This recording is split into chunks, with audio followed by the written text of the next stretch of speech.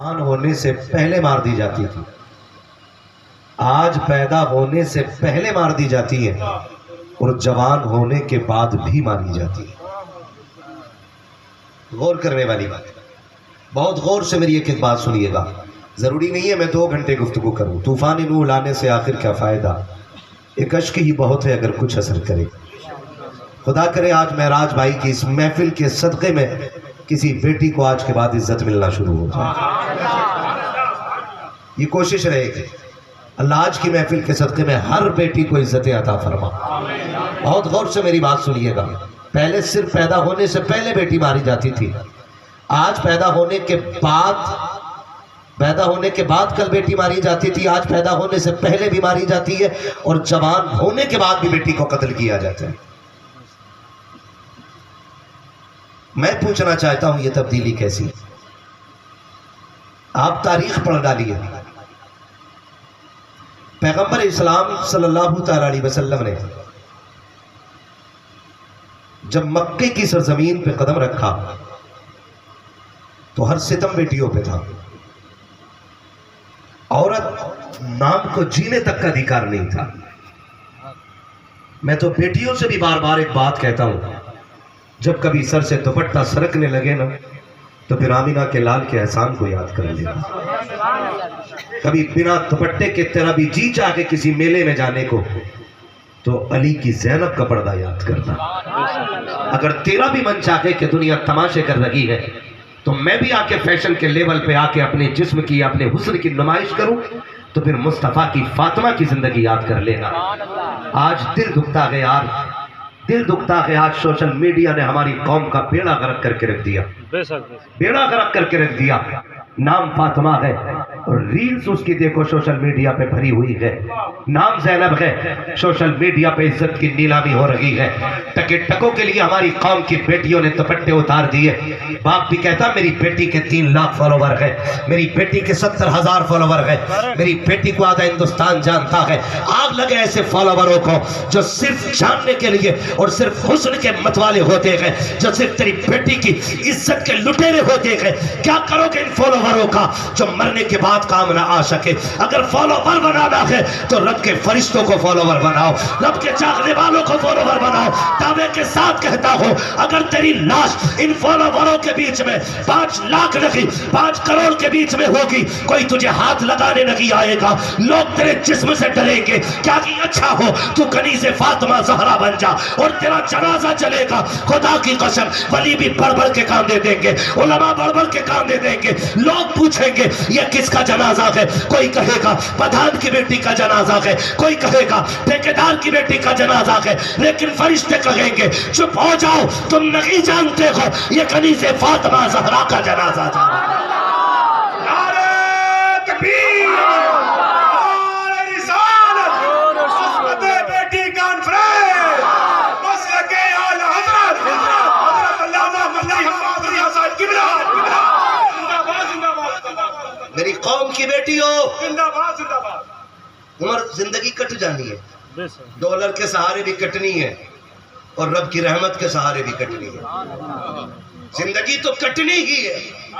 او بھائی جی وہ بھی رکھے گئے جن کے ہاتھ پیر نہیں ہیں، جی وہ بھی رکھے گئے جو جہازوں میں اڑ رہے ہیں، لیکن کسی کی قبر میں تم نے سونے کی چادر بچھتی نہیں دیکھی ہوگی۔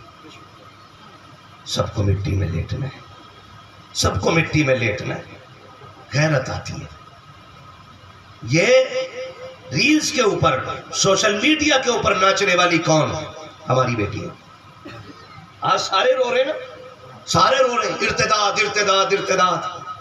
مولویوں نے بیڑا غرق کر دیا، کوئی اثر ان کی تقریروں میں نہیں ہو رہا ہے، یہ روک نہیں پا رہے کہ مجھے بتا تو سکی رب نے تجھ کو تیرے گھر کا ذمہ دار بنایا تھا، مجھے بتا تو سکی تو نے اپنے گھر کا کتنا خیال کیا، کاش تو نے شریعت مصطفیٰ کو فالو کیا ہوتا تو آج تو کسی کا محتاج نہیں ہوتا۔ اپنی بربادی کا ذمہ دار دوسروں کو نہ ٹھہرایا کرو۔ اور میں آپ کو بتا دوں یہ تو سبھی نے جانا ہے کہ جس کے گھر میں بیٹی ہو جاتی ہے وہ جنت کا اللہ تعالیٰ اس کو پروانہ عطا فرما دیتا ہے، لیکن خالی 3 بیٹیوں کا نکاح کر دینا کہ جنتی ہونے کے لیے کافی نہیں ہے، اس سے پہلے 3 کام ضروری ہے۔ آپ جانیے تو سگی 3 کام کون سے ضروری ہے؟ جب اللہ بیٹی دے تو اس کا نام وہ رکھو جو رب کو بھی پسند ہو، مدینے والے مصطفیٰ کو بھی پسند ہو۔ جب وہ نام رکھ چکو اس کے بعد اس کو ایسی تربیت دو، وہ تعلیم دو جو تعلیم اللہ اور اس کے رسول کے قریب کر دے۔ اب تم مجھے بتاؤ تو سگی، تمہارے گھر کے اندر بیٹی پیدا ہوتی ہے، مولانا ذرا بتاؤ بیٹی آئی ہے، کیا نام رکھا جائے؟ تو مولوی نے تو یوں پڑھا تھا نا،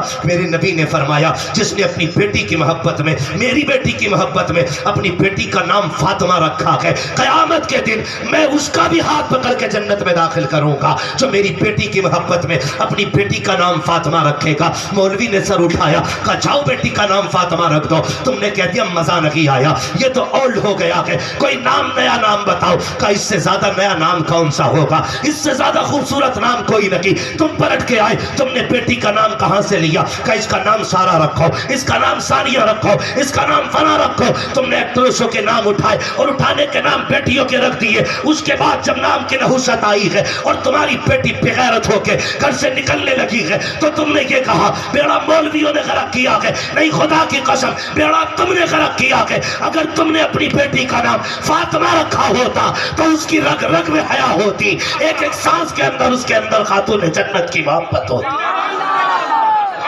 ہمیں پہلا نام رکھنا تھا، اپنی بچیوں کا نام اچھا رکھو۔ کیا رکھو گے پہلا نام؟ زور سے، زور سے۔ یہ پیچھے والے کیوں نہیں بول رہے؟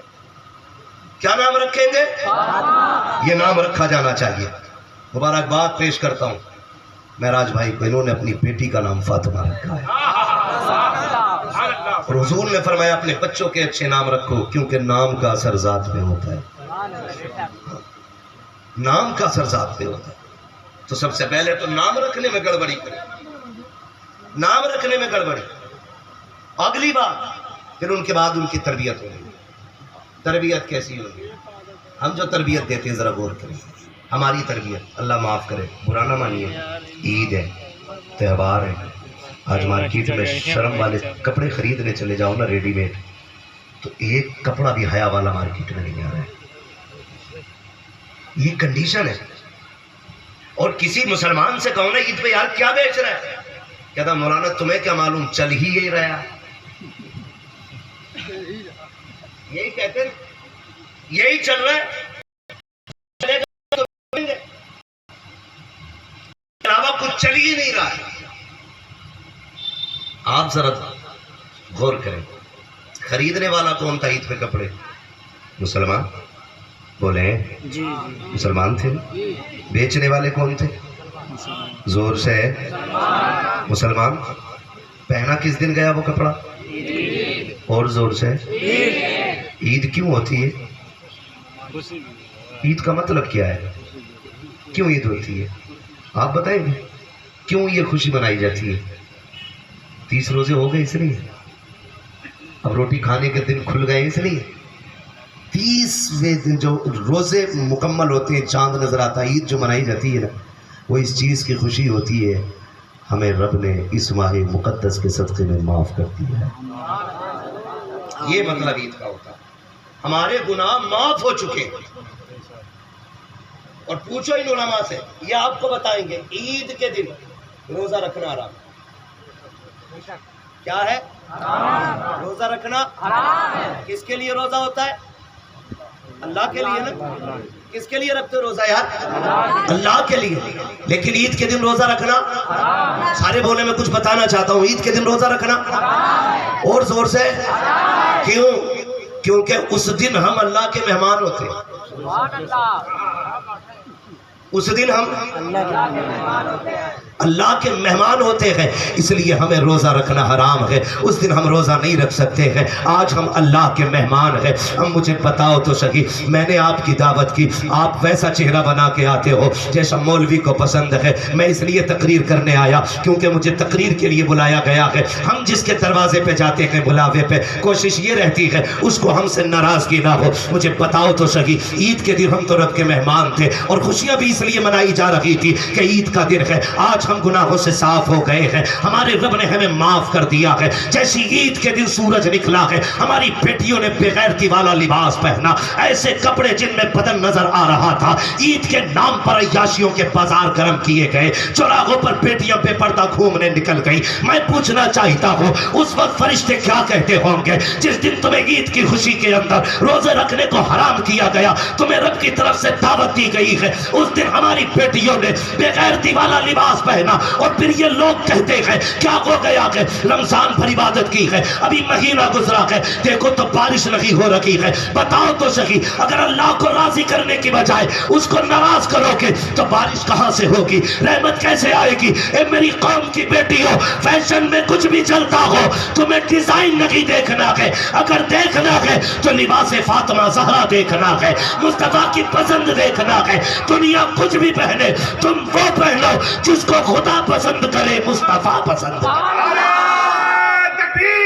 ماں کے کہنے سے نہیں رکنی ہے بیٹی۔ رئیس الاتقیہ سرکار سید اویس مصطفیٰ واسطی فرماتے یہ فتنہ تب بند ہوگا جب سینوں میں عشق مصطفیٰ کی آگ لگ جائے گی، اس کے علاوہ یہ بند نہیں ہو سکتا، اس کے علاوہ یہ بند نہیں ہو سکتا۔ ہر سینے میں عشق مصطفیٰ کی آگ لگنا ضروری ہے، ہر بیٹی کو عشق مصطفیٰ کے شمع اپنے سینے میں روشن کرنا پڑے گی، تب جا کے یہ ارتداد کا سدباب ہوگا۔ ورنہ بھی کچھ 2-4 دن پہلے کی نقاب والی بچیوں کو میں نے بھگوا دھاریوں کے ساتھ بائک پہ کھڑے ہو کے بات کرتے دیکھا، دکھ ہوتا ہے، دکھ ہوتا ہے۔ اور بھائی یہ نقاب عیب چھپانے کے لیے نہیں تھا، یہ نقاب عزتیں بچانے کے لیے تھا۔